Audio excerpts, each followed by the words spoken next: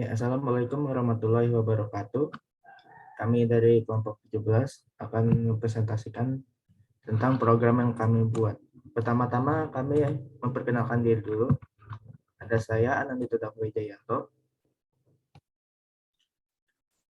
Saya Daniel Rangga Hardianto Ibu. Saya Kevin Kiria Halim. Kami di sini akan mempresentasikan tentang program Kamu Sederhana. Selanjutnya akan dibawakan dengan Kevin. Nah, berikut adalah kalimat motivasi yang berhubungan dengan mata kuliah algoritma dan pemrograman.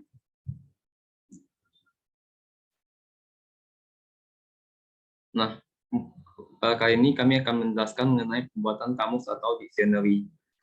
Alasan kami memilih program ini karena kami ingin mengetahui bagaimana penggunaan aplikasi Python dalam menerjemahkan. Nah, selanjutnya akan saya jelaskan mengenai perbedaan Python dan Jenny. Python ini merupakan bahasa pemrograman yang memiliki tujuan umum yang ditafsirkan ke dalam tahap yang lebih tinggi dibandingkan bahasa pemrograman yang lain. Python ini juga memfokuskan pada keterbacaan kode dengan menggunakan spasi putih yang penting. Yang kedua ada Jenny. Jenny ini merupakan penyunting suatu teks sumber terbuka dan bebas, di mana memiliki antarmuka dengan grafis yang bersifat ringan. Tujuan pembuatan. Adapun tujuan pembuatan program ini adalah karena kami ingin mengetahui seputar penerjemahan sebuah kata.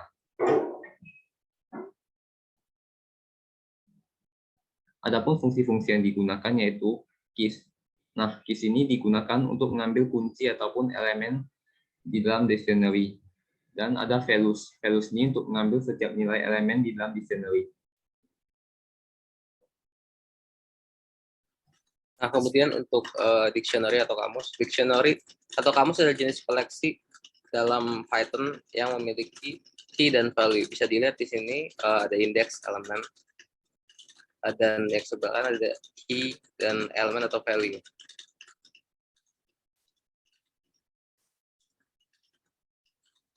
Kemudian untuk membuat dictionary atau kamus, dalam Python digunakan kurung kurawal. Kemudian key adalah elemen pertama bersifat tetap dan haruslah unik. Setiap key diikuti oleh value atau nilai yang dipisahkan oleh tanda titik dua. Value nilai ini dapat bernilai tetap, berubah-ubah, dan boleh bernilai sama.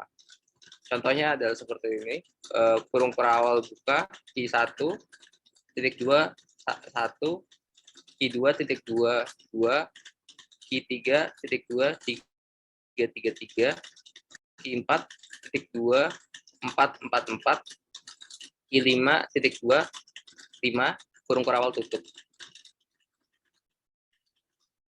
Kemudian berikut adalah contoh dictionary kamus dari album, di mana key-nya adalah judul album dan value nilainya adalah tahun rilis. Seperti bisa dilihat yang pertama, Thriller dan 1982 sebagai value-nya. Dan seterusnya untuk Back in Black dan 1980 untuk value nilainya. Kemudian Dark Side of the Moon dengan 1973 untuk value nilainya. Dan The Bodyguard untuk 1992 untuk value nilainya.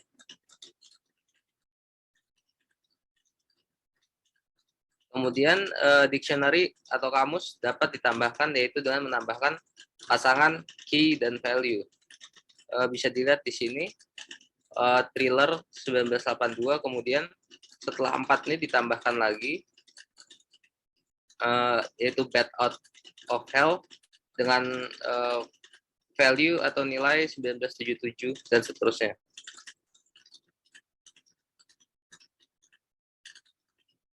Kemudian dictionary kamus dapat ditetapkan menjadi variabel. Seperti dilihat contohnya dengan variabel DICT.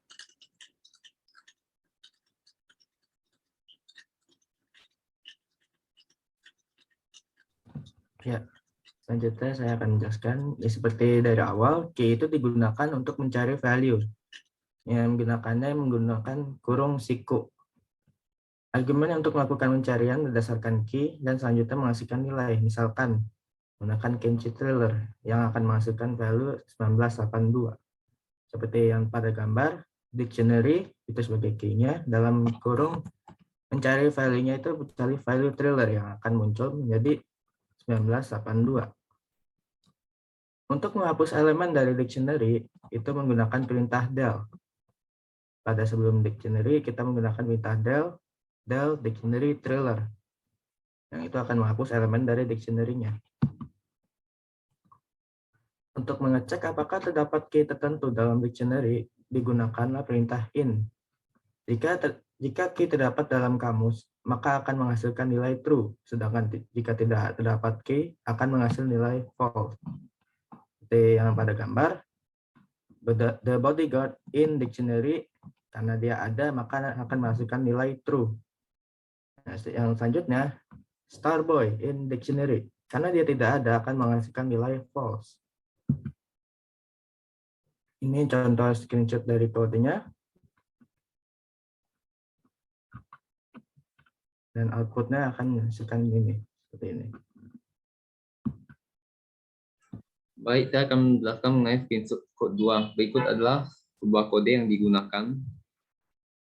Dan adapun hasil outputnya yaitu disk X8 dan seterusnya.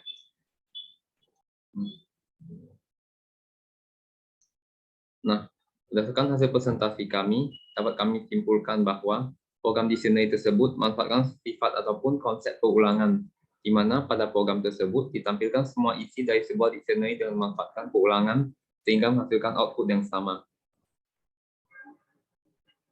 Berikut adalah link YouTube yang akan mempresentasikan hasil kami.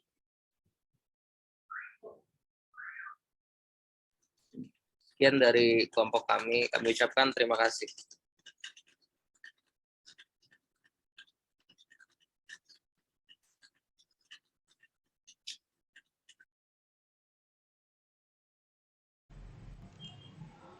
Baik, selanjutnya kami akan melakukan demo proyek dari hasil presentasi kami yang telah kami presentasikan.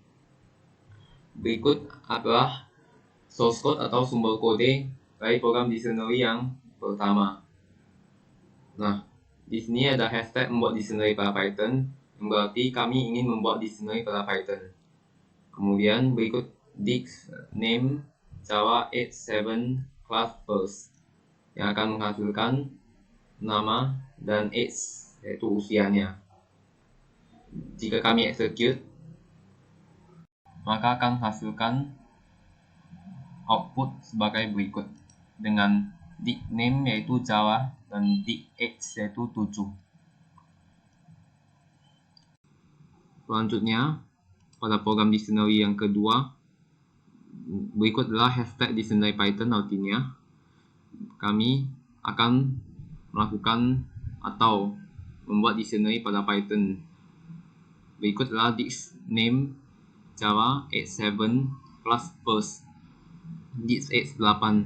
Di sini kami ingin mengubah entry yang sudah ada, dan selanjutnya disk school yaitu TPS school. Di sini kami akan menambah entry yang baru.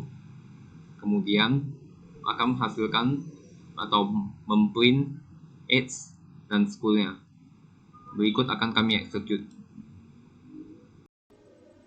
Selanjutnya dihasilkanlah output sebagai berikut, yaitu age atau umurnya yaitu 8 dan school yaitu sekolahnya yaitu DPS school.